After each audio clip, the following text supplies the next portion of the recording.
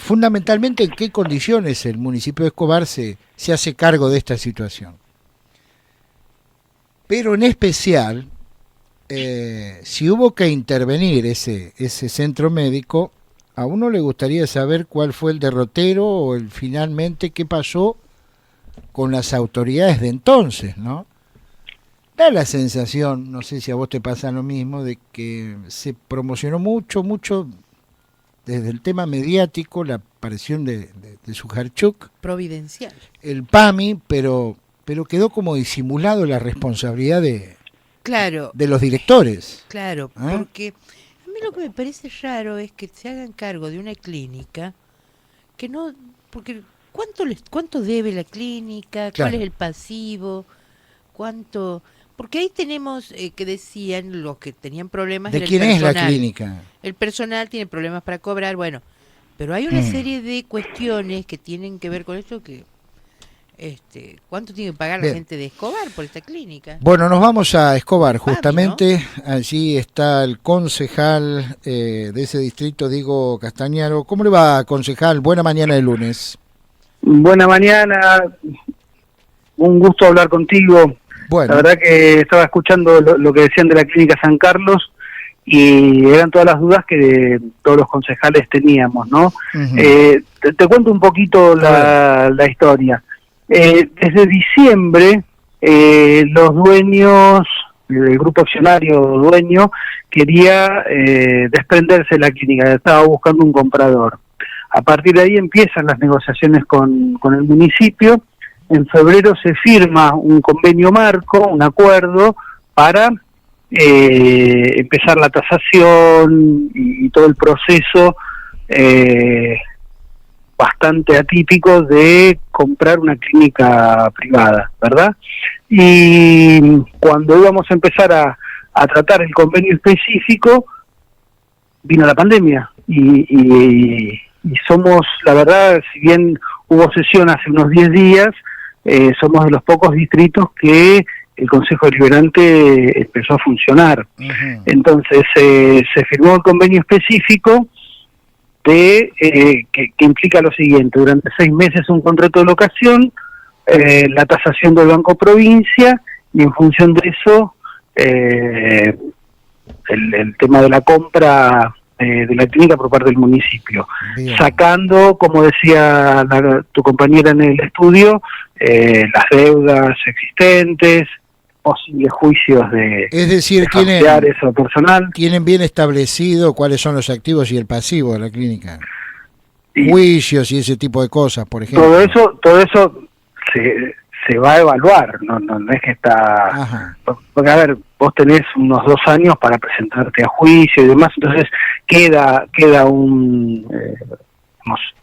en parte del acuerdo que aquello que haya sido antes de tal fecha corresponde a los dueños anteriores, y no al municipio de Escobar. Bien. Digamos por eso que en los primeros 6 meses, por unanimidad. Por lo que usted nos está contando, los primeros 6 meses sí hay una relación de alquiler con el lugar. Exactamente, que tiene que ver con, más que dinero que ponga el municipio para pagar ese alquiler, con las prestaciones que brinda la clínica y el principal agente pagador que tiene en su acuerdo previo, que es el PAMI, lo que le pague PAMI a la clínica. Descontado esto, haberes para los empleados y demás, era el canon que se le pague al grupo accionario de la Clínica San Carlos. Bien. ¿Y quién paga los sueldos, por ejemplo? ¿Y los gastos operativos?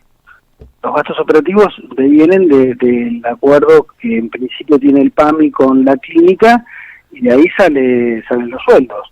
Después, una vez que esto se municipalice y se haga el acuerdo, ahí ya tendremos que ver, vos pensás que yo soy de la oposición, tendremos que ver quién paga los sueldos. Eso también es una pregunta que yo quiero hacer. Bueno, ahora, detectados los casos de coronavirus en el lugar, sí, y una cierta clara irresponsabilidad por parte de las autoridades de la clínica, ¿se avanzó en la posibilidad de algún tipo de presentación penal por todo esto, o digamos, todo quedó diluido con esta información de que PAMI y el distrito de Escobar se están haciendo cargo de la situación. Yo tengo entendido que sí, sobre todo de familiares de los pacientes y del personal. Como para eso hay tiempo, todavía no sé si el municipio ha accionado penalmente.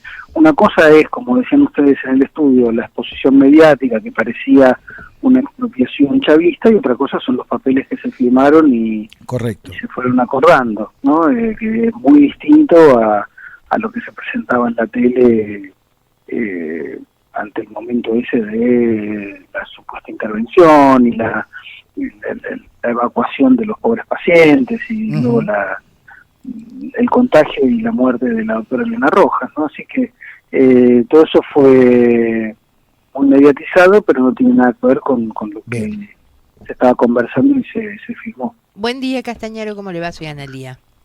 Buen día, Analía, un gusto hablar contigo. Lo mismo digo. ¿Quién es el dueño entonces? Digo, por ahora, ¿no? Que están en proceso. A ver, ahora se hizo cargo el municipio. Está, pero ¿a quién? ¿De quién se hizo cargo? Digo, ¿de quién era eso ahora que pasó? El grupo accionario, ahora tendría que ver en los papeles el nombre del grupo mayoritario, pero era un médico histórico de la zona que tiene 80 años y ya, les digo, en diciembre quería retirarse. Es una clínica que, a ver, durante los últimos 8 o 10 años ha tenido siempre algún déficit por el desborde que tenía en la atención, producto de que es la clínica por ahí que más camas tiene en 25 kilómetros a la redonda, y recibía pacientes de Escobar y de Pilar. Correcto. El tema es, por un lado, una deficiente gestión y por otro lado, la falta de trabajo en red con otros efectores, que eso hacía que la clínica se viera desbordada permanentemente y hubiera quejas continuas por parte de los pacientes, falta de auditoría de las autoridades de PAMI y de todos los gobiernos. Bien. Más allá de esta situación en particular del lugar, ¿cómo está Escobar en líneas generales con respecto a la pandemia? Y respecto a la pandemia, a ver, ¿cuál es la visión que tengo yo en líneas generales para todo el país, sobre todo el conurbano y la región AMBA, digamos, ¿no? Que es la que más nos ocupa y preocupa? Hay un déficit muy importante de testeos. Entonces, lo que nosotros vemos reflejado en el informe diario, me parece, y ahí acuerdo con el exministro de Salud, Adolfo Rubinstein, que faltan testeos y no se está informando la cantidad de contagiados reales. Se estima entre 5 y 10 veces más de contagios que los que hay, porque muchos son asintomáticos, porque no se llega, el SAME está colapsado, cuando uno llama al SAME para que vengan a hacer un hisopado, demora mucho y no es razonable que un posible paciente vaya, qué sé yo, desde el Maquinista Sabio hasta el Hospital Herín o hasta el Sanguinetti, en el caso de Pilar, a hacerse un testeo. Ahí, si toma 2 colectivos el trayecto, puede llegar a ser un desastre. Entonces, hay falta de test. Eso se lo ha marcado desde siempre al Ministerio de Salud de Nación y no hay que compararse con Suecia. Si vamos a Chile, Chile hace más de 10 veces testeos desde el día 0 que nosotros. Por ahí en 20 días hicieron más testeos que nosotros en 50 y pico de días. Muy bien. Entonces, la respuesta es... tenemos 50 y pico de casos, pero es probable que tengamos 200, 300 casos. Bien, para finalizar, ¿cuál es el nivel de apertura, si es que a esta hora de la mañana usted lo está pudiendo notar, en cuanto a esta apertura, decía, sobre este aislamiento obligatorio, ¿no?, que se está dando en distintos distritos, particularmente en la zona norte de la provincia, en el conurbano, algunos más, menos, pero hay una cierta, digamos, apertura a esa situación, digamos, de aislamiento obligatorio, ¿no? ¿Cuál es la que usted nos puede describir de esta mañana de Escobar? A ver, lo que siempre estamos sosteniendo es que el trabajo y la salud van de la mano. Uno no puede sostener que la salud va por un lado y la economía o el trabajo van por otro. Entonces, me parece muy importante que se vayan habilitando industrias como las automotrices, que están algunas son autopartistas propias de Escobar, otras están en el límite, y está bien que eso suceda porque la automatización de muchas de las empresas hace que un operario esté separado unos 10 o 20 metros de otro, y es importante que las industrias, algunos comercios, algunas actividades empiecen a funcionar con los cuidados que hemos aprendido todos, Claudio, a llevar en cuanto a aislamiento, separación, barbijo, alcohol en gel o cualquier otro sanitizante. Entonces me parece que es muy importante que de a poco se vayan liberando actividades, ¿no? Porque si no, a ver, hoy conversaba largamente y muy bien con el subsecretario de Salud del municipio para que empiecen a habilitar los consultorios de kinesiología. Él me daba la razón, tenía que consultar a las autoridades gubernamentales de la provincia y de nación, y yo le decía, pero no solo porque los kinesiólogos están sin trabajar, pese a ser una actividad esencial en la terapia intensiva, sino porque los pacientes que tienen enfermedades crónicas no transmisibles o que vienen de cirugías o de una parálisis, se van a fragilizar y van a estar a expensas de que si se contagian el resultado sea peor, ¿se entiende? Perfectamente. Entonces, bueno, es la idea de ir empezando a liberar un montón de actividades que tienen que ver con la vida cotidiana. Bien, brevemente, más que nada como curiosidad, sí. Nada, simplemente. Es decir que en medio de la cuarentena volvió a sesionar el Consejo Deliberante de su ciudad.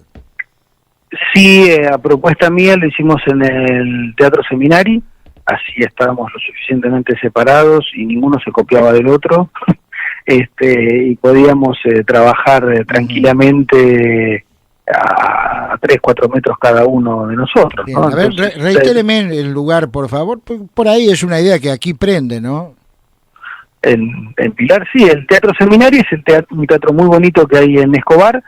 Igual se puede sesionar en cualquier club o espacio, digamos, importante donde uno se pueda separar, ¿no? En algún microestadio, en algún gimnasio. ¿Cuándo comenzaron a sesionar? Estamos, a ver, el trabajo en comisión 3 semanas atrás. De hecho, ahora estoy yendo a una reunión de comisiones en el teatro. A ver, espere, 3 semanas. Y el martes, 3 semanas empezó el trabajo en comisión. Y el trabajo, la sesión... Sí. Perdón. Sí, no, dígame. No, y la sesión fue 2 semanas atrás. Y ahora tenemos una este miércoles. Es decir, que si alguien se hubiera o hubiese contagiado, ya tendría los síntomas. Sí. ¿Y sabe de alguien que tenga? No, nadie, no. ¿Y de ahí del Consejo Liberante? Claro, de la gente que estuvo con ustedes sesionando, de la gente que trabajó. No. Tampoco le tienen miedo a la situación. Y no, porque, a ver, es una gripe que... Yo soy más veterano y por ahí tengo más riesgo que los otros chicos que son concejales, pero no deja de ser una gripe. Tenemos desgraciadamente 275, 280 muertos desde el día cero. En 2018 las muertes por enfermedades crónicas no transmisibles en Argentina son 635 por día. Entonces digo, me parece que está bien que se lo ponga en foco, está bien que se tengan los recaudos, pero no podemos descuidar a las enfermedades como las oncológicas, cardiovasculares, las otras respiratorias, neurológicas. Digo, estamos dejando de lado un montón de situaciones y sobre todo el hecho de vivir aislados y encerrados permanentemente, la salud mental y la violencia de género están al orden del día. Entonces, digo, me parece que debemos salir rápido y ordenadamente. Muy bien, estamos escuchando al concejal de la oposición, en este caso del radicalismo, Diego Castañaro, concejal de Escobar. Concejal, que siga usted muy bien y desde ya le agradecemos su gentileza en atendernos. Sí, muchísimas gracias, un abrazo grande y espero que ya sea en un polideportivo o en algún teatro ahí en Pilar puedan sesionar porque están dadas las condiciones. Castañaro, bueno, que siga usted muy bien. Gracias, igualmente, adiós. Bueno.